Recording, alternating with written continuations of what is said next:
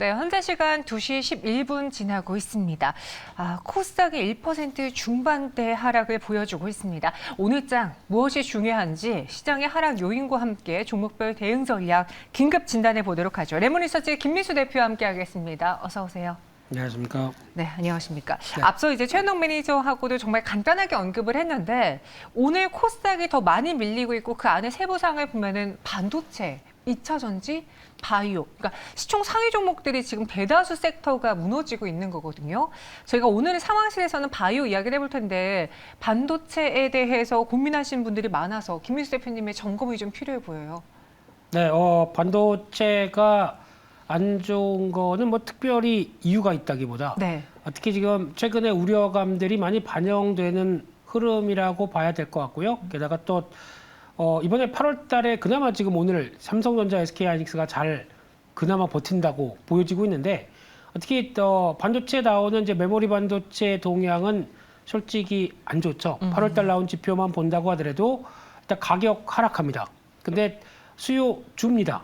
근데 재고는 늘어납니다. 세 가지 조합을 보게 되면 업황에 대해서 안 좋게 나올 수밖에 없는 부분들을 그대로 다 암시를 하고 있다고 봐야 될 것 같고요.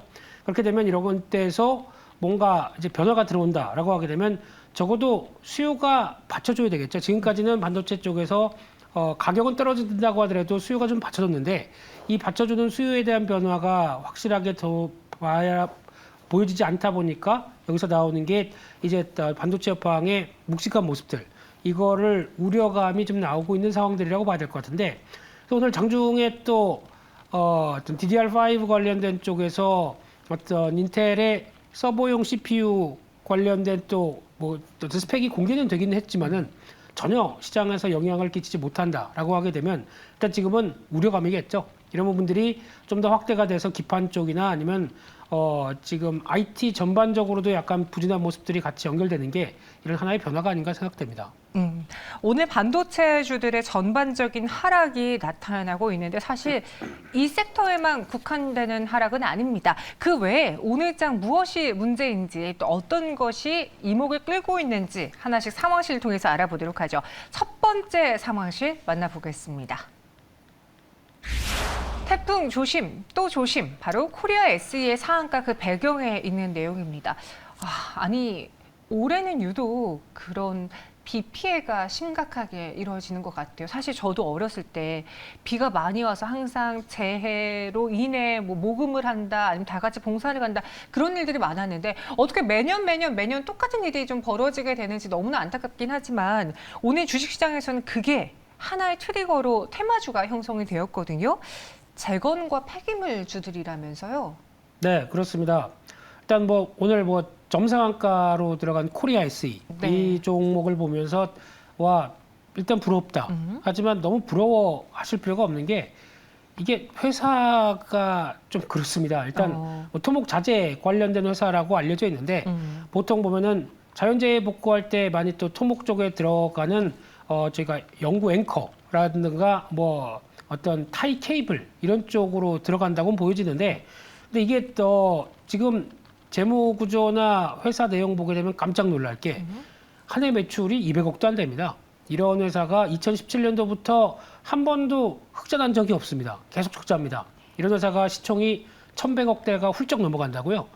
이해를 못 하겠습니다. 근데 오늘 보다 보니까 또 이 회사의 변화 중에 하나가 최대 주주가 바뀌었습니다. 최대 주주가 팔고 어떤 스타트업 회사가 인수를 했더라고요. 네. 그러면서 앞으로 아무튼 리튬 2차 전지 관련된 쪽에 또 뭘 뛰어들겠다라고 하는데 잘 모르겠습니다. 근데 이게 뛰어들 수 있을 만한 상황이 될지는 모르겠는데 그만큼 이제 최대 주주 변경과 함께 나오는 어떤 이슈가 되다 보니까 마침 또 거기다가 태풍이 다가오면서 나오는 이런 일련의 변화, 이게 주가를 영향을 끼쳤다고 봐야 될 부분들이지, 이게 좋아서 아니면 이번에 수혜를 크게 받는 측면 쪽에서라고 대응하기에는 워낙 체력이 약한 회사다, 이렇게 봐야 될 것 같습니다. 네.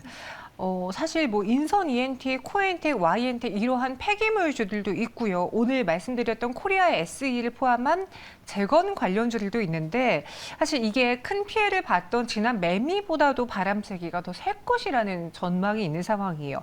이전에도 이전에도의 사례를 봤을 때 이렇게 태풍이라던가 장마로 인해서 그 재해가 컸을 때 네. 그때도 이런 종목들이 올랐고 실제로 그 분기에 뭐 실적이 좀 이전 분기보다 올랐다 그런 것들이 있었나요? 주가는 올랐었습니다. 네. 그때 무렵에 또 관련된 종목 없나 이런 거 항상 찾게 되다 보니까 자연재해 나오게 되면 항상 뭐 빠지지 않는 뭐 눈 많이 왔을 때도 뭐 그렇죠. 뭐 영화칼륨 관련된 회사들 올라가는 것처럼 그런 변화가 이어졌긴 하지만 보통 이제 잘 보시게 되면 자연재해가 발생한다. 그러면은 복구를 누가 하나요? 정부가 합니다. 정부 주도하에서 또 군인들이 나와서 나무 치우고 또 삽하고 이렇게 되면은 어떤 민간 주도 쪽에서 나와서 그에 따른 수혜를 보는 측면들은 극히 제한되어 있습니다. 네. 그렇기 때문에 이 부분 쪽에서 성과나 실적이 바뀐다라고 보기에는 너무 또 한시적인 거고 거기다가 또 어차피 재해 같은 경우는 빨리 복구하는 게 더 먼저다 보니까 그런 쪽에서 총력을 기울여서 정리를 한다고 하더라도 어떤 단기적인 이슈 쪽에 그치는 경우가 많다라고 하게 되면 실질적인 기업들에 대해서 성과가 크게 나오는 부분들은 일단 좀 제한적일 수도 있겠다라는 쪽에서 이 관련된 쪽은 또 우려감이 클 때 먼저 잠깐 들어갔다 나올 정도밖에 안 된다라고 보게 되면은 그냥 매매 대상은 아니다 이렇게 봐야 될 것 같습니다. 네. 매매 대상은 아니다라는 의견이 벌써 나와 버렸습니다. 사실 제가 이 태풍 관련주에 대해서 우리도 좀 눈여겨봐야 되는 건가요? 라고 여쭤보려고 했는데요. 단순 테마로 보자. 이렇게 정리를 해볼까요? 한줄평 의견 주시죠. 네, 다 했습니다. 네, 그래서 지금 이쪽에 대해서 너무 신경을 쓰는 전략은 그렇게 썩 바람직하지 않은 것 같고요. 네. 그리고 특히 주가만 강하다라고 볼 수 있고 이게 뭐 TSE 같은 경우도 지금 어떤 코리아에스이죠. 예, 어떤 변화가 그대로 이어가는 흐름은 아니다라는 쪽으로 봤었을 때 그냥 상한가 무너졌을 때 바로 정리하는 전략 이게 가장 좋겠다고 바라보고 있고요.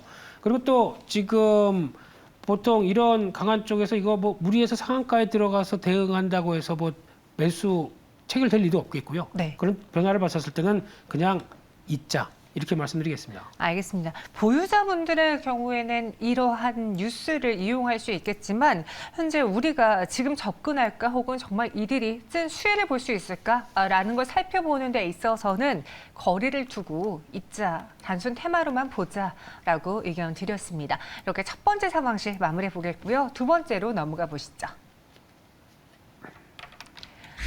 네, 레고캠 바이오입니다. 아직 아닌데 레고캠 바이오가 9월 ESMO에서 복성제약의 기술 이전한 이걸 어떻게 읽어야 돼요? HER2-ADC라고 해야 되나요? 네. 아무튼 첫 임상 데이터를 공개할 예정이라고 했거든요. 그래서 레고캠 바이오를 최근에 많은 분들이 주목했는데 오늘은 주가가 이상하게 급락하고 있습니다. 일단 이 레고캠 바이오가 이번 종양학회에서 이야기하려고 했던 또 최근 9월 들어서 발표하려고 했던 중간 데이터 그건 어떤 것과 관련한 내용이었습니까?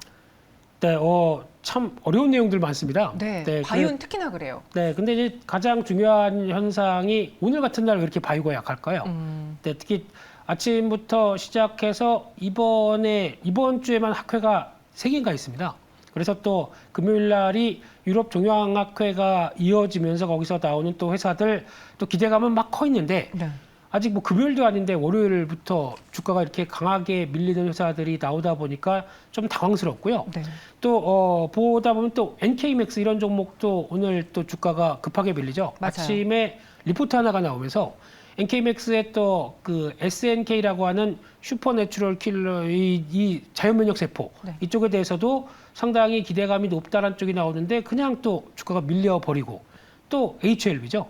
이쪽도 뭐 어떤 흉흉한 소문이 돈다라고 뭐 아예 회사 측에서 또 발표를 하더라고요. 네. 그런 여러 가지 소문이 돈다고 하더라도 절대 동요하시지 말라고 회사와는 전혀 상관이 없다. 뭐 이런 얘기까지 나올 정도로 오늘 바이오주들이 유독 그동안에 조금 좀 뭔가 될까 하다가 다 약한 모습들이 나오는데 그런 현상은 그런 것 같습니다. 특히 어떤 학회가 있다 보니까 거기서 발표를 해서 통할 수 있는 여러 가지 모멘텀들을 미리 약간 차단시키면서 또 시장이 약할 때는 원래 바이오 종목들이 조금 더 힘내는 경향들이 있는데 네. 미리 이런 게 또 매물화가 된다라고 하게 되면 참 알다가도 모를 게 주식이다라는 쪽도 생각은 드는데요.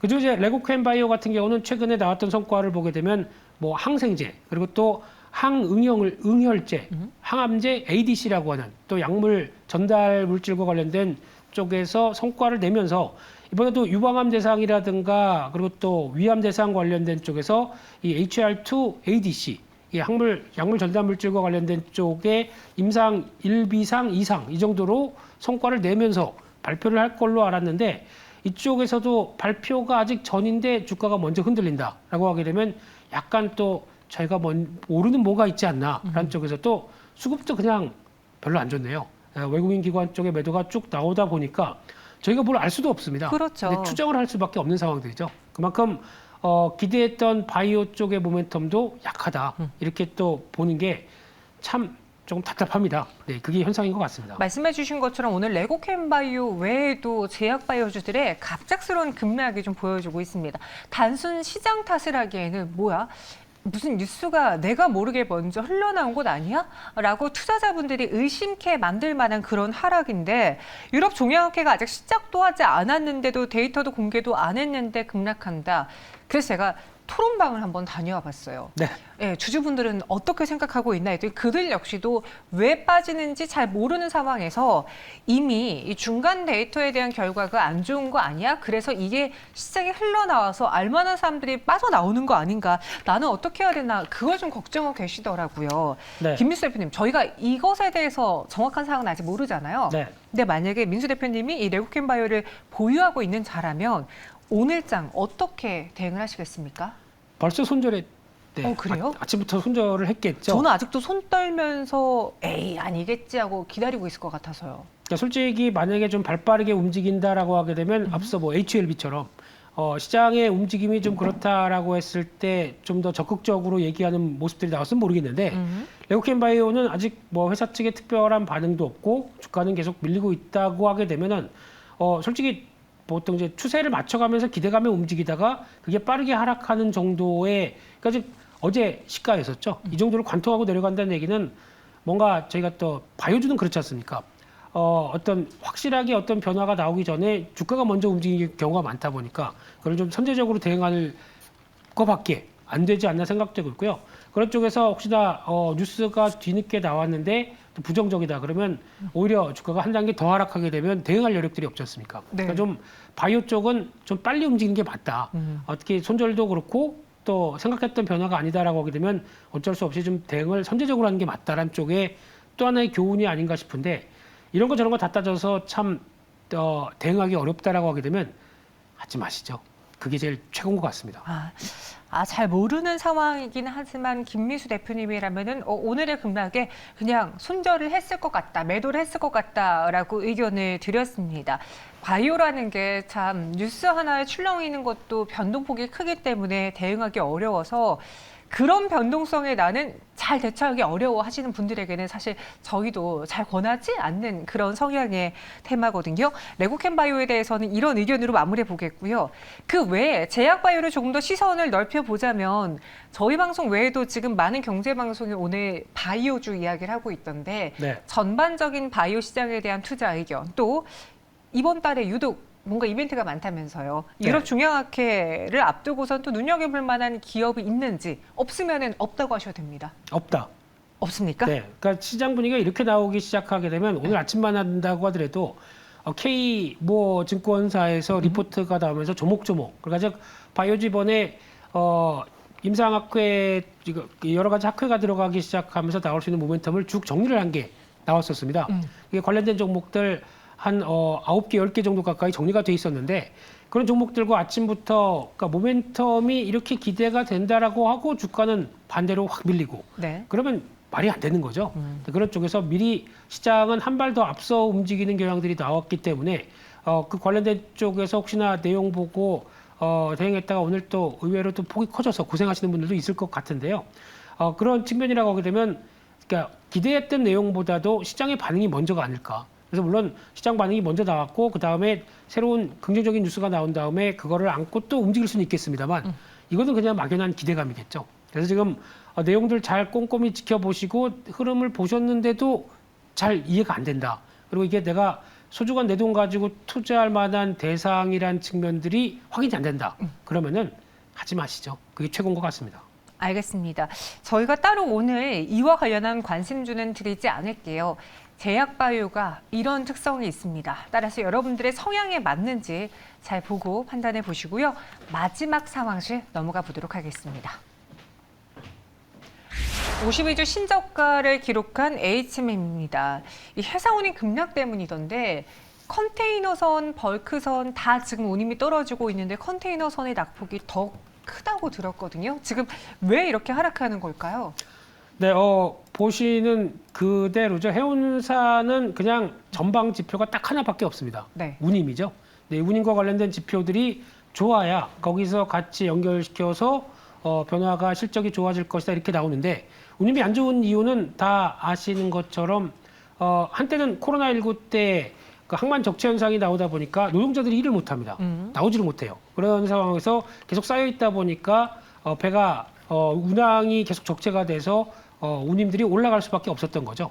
그런 상황 쪽에서 또 하나 공급망도 그때보다는 좀 상대적으로 안정됐고 그런 가운데 물동량이 이제 위축되기 시작하네요. 그게 아무래도 경기에 대한 여러 가지 부담감, 특히 지금 유럽도 난리죠. 유럽도 지금 어떤 전기 요금들이 올라가다 보니까 거기서 나오는 여러 가지 스태그플레이션에 대한 우려가 커지고 있는 가운데 지금 중국도 마찬가지로 경기 위축이 뚜렷하게 돈을 1,300조나 쏟아붓는데 경기가 지금 꿈쩍할 변화가 안 보여요. 그렇게 되면은 이거 중국의 특히 이제 세계 공장이라고 하는 중국이 이렇게 움직이게 되면은 물동량 위축되는 거 아니야? 라고 하는 부담감도 그대로 다 반영이 되면서 지금 상하이 컨테이너 운임 지수라고 하는 SCFI가 3,000선이 무너졌습니다. 불과 7개월 전에, 네. 8개월 전에 5,000포인트였습니다. 그러니까요. 네, 그런데 여기까지 내려왔다라고 하게 되면 솔직히 개인적으로는 5,000포인트 간 게 좀 이상했던 거고요. 그게 조금 좀 뭔가 말씀드렸던 어떤 코로나19에 따른 여파가 좀 더 연결되다 보니까 그랬던 부분들이고 그걸 제외시키고 나서 그래도 한 3,000 중반 정도까지는 이어져야 되지 않은가 싶은데 그 정도 밑에서부터 하락하는 부분들은 아무래도 경기에 대한 부담감들이겠죠. 이게 그대로 노출되고 있다라고 봐야 될 것 같습니다. 이전에 5,000포인트를 상회했을 때는 좀 과하게 오른 감이 있었고 한 3,000포인트 선에서 지지받아도 되는 거 아니야? 라고 했는데 최근에는 경기 둔화에 대한 우려 때문에 더 좀 크게 밀리고 있다. 이게 단기간에 이렇게 포인트가 급격하게 하락을 하면서 관련 종목들에 대한 투심도 얼어붙을 수밖에 없습니다. 이게 13년 만에 최대 하락이라고 하는데 말씀해 주신 것처럼 이전에 5,000포인트 이야기했을 때는 HMM 그리고 페노션의 주가 상승과 함께 실적도 어마어마했거든요. 요즘 뭐 실적 잔치 끝났다라는 자극적인 헤드라인의 기사도 보이던데요. 그럴 수밖에 없는 상황이겠죠. 운임가가 이렇게 하락하면. 실적 잔치는 끝났어도 네. 저희가 보통 얘기하는 뭐 적자로 전환된다. 이건 아니거든요. 네. 그러니까 지금 과거에 비해서 그 해운사들의 체력들은 그래도 많이 좋아지고 있는데 저희가 바라봤던 실적이 이만큼 나왔던 부분들은 이제 과거로 바뀌었겠죠. 그래서 어느 정도 안정적인 하향 안정화된 실적은 계속 유지가 될 텐데 그래서 주가는 그거에 보다는 항상 우상향을 논해야 될 입장이다 보니까 네. 분기 실적 안 나온다 그러면 주가는 계속 이런 현상들이 나올 수밖에 없고요. 또 하나 관심이 있으시다고 하게 되면 뭐 컨테이너선 아니면 지금 뭐 벌크선 이런 쪽에 운임은 별로 앞으로 계속 우하향이 되는데 상당히 뜨거운 쪽이 있습니다. 탱커선이라고 혹시 아시나요? 탱커. 예, 그러니까 즉 원유 운반선, PC선 뭐 이런 쪽은 오히려 지금 유럽이 계속 LNG를 재고를 쌓는 현상이 나오다 보니까 거기서 재고를 쌓기 위해서 그러면 배가 계속 움직여야 되겠죠. 이쪽은 좋습니다. 지금 미국에 상장되어 있는 회사들 같은 경우도 이쪽은 이제 당장 성과가 안 나온다고 하더라도 활발하게 움직일 걸 대비해서 주가는 이상한과 다르게 고공행진 중입니다. 그런 쪽에 탱커선에 관련된 쪽에 미국 종목들을 한번 사볼 필요는 있다. 국내는 없어요? 국내는 예, 이게 보통 라인 이름들이 몇 가지가 있는데 이제 수프라막스라고 하는 구조 그쪽에서 이제 북아프리카 쪽이나 아니면 미국 쪽에서 유럽을 향하고 있는 이런 라인들 이쪽이 가장 그나마 좋다라고 보게 되면 특정 섹터 쪽만 괜찮다고 봐야 되지 나머지 전반적인 물동량은 좀 위축될 것이다 이렇게 보면서 대응하는 게 맞지 않나 싶습니다. HMM 피크아웃이라는 이야기가 있는 반면에 아니다, 하향 안정화다. 오히려 민영화 이슈의 걸림돌이었던 게 너무 높아진 몸값이었는데 지금 몸값이 좀 낮아지다 보니까 관심이 더 많아질 수도 있다는 의견도 있습니다. 52주 신저가까지 밀린 상황이거든요. 현 상황에서 HMM에 대한 투자 의견은 앞서 이야기했던 그 제약바이오 하락 시 손절과 같은 동일한 의견일까요? 요거는 좀 다르게 봐야 될까요? 그럼에도 불구하고 한번 더 말씀드렸던 기조가 네. 무슨 적자 나서 아주 심각하게 타격을 받는 구조가 아니기 때문에 이럴 때는 낙폭이 좀 크면 한 번씩 번쩍번쩍 들어오긴 합니다. 며칠 전에도 외국인들이 갑자기 막 사면서 이틀 동안 빠르게 올라온 적이 한 번 있었죠. 이렇게 나왔던 부분들은 그때 또 뭐 이제 바닥 찍었나 뭐 이런 얘기도 나오죠. 근데 그건 아니라고 보여지게 되면 또다시 단기 낙폭이 크다라고 하게 되면 되돌림이 한 번씩은 나올 겁니다. 근데 그때 나오게 되면은 아마 한 22,000원대 정도쯤 부근에 다시 직접 이격을 좀 줄이려고 하는 자리까지는 들어올 것 같고요. 그런 때를 포인트로 잡아서 일단 나오시는 게 맞지 않나라는 쪽으로 바라봐야 될 것 같고 여전히 지금 지표상의 변화, 특히 제조업 지표라든가 경기 선행지수라든가 어떤 경기와 관련된 물동량을 얘기할 수 있는 지표들이 아직 제대로 된 변화가 보여지지 않는다. 그러면은 주가도 하향화가 될 가능성이 높겠죠. 그걸 염두를 하고 대응 전략을 짜는 게 좋겠다고 보여집니다. 알겠습니다. 지표를 확인해 보자라는 의견으로 드려보겠습니다. 오늘 세 가지 상황실 조금 자세하게 전해드렸어요. 김민수 대표와 함께했고요. 여기서 인사드리도록 하죠. 오늘 설명 고맙습니다. 감사합니다.